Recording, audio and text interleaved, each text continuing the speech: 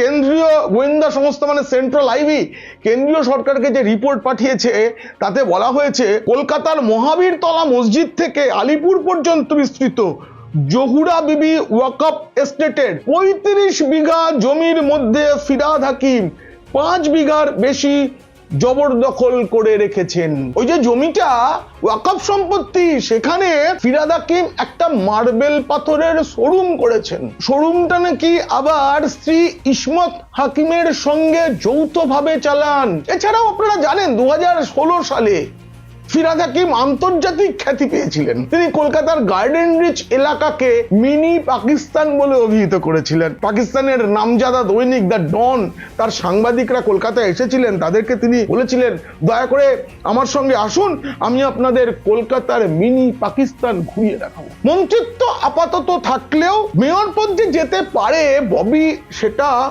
অনেক আগেই টের পেয়ে গিয়েছেন বলে তার লোকজনেরা বলছেন। তার জন্যই ববি এখন ঈষৎ গম্ভীর। এই দলের মধ্যে যখন এক ব্যক্তি এক পদ এই নীতি অভিষেক চাপিয়ে দেওয়ার জন্য খুব চেষ্টা করছিলেন, তখন ববি নাকি দলের অভ্যন্তরে এটা বলেন, আমি মন্ত্রিত্ব ছেড়ে দিতে রাজি আছি কিন্তু আমি মেয়র থাকবো। এই নিয়ে গোটা ভিডিওটি দেখতে হলে নিচে ডেসক্রিপশনে থাকা লিঙ্কে ক্লিক করুন। আর যদি ভালো লাগে তবে অবশ্যই সাবস্ক্রাইব করুন। পিনাক কি বলছেন।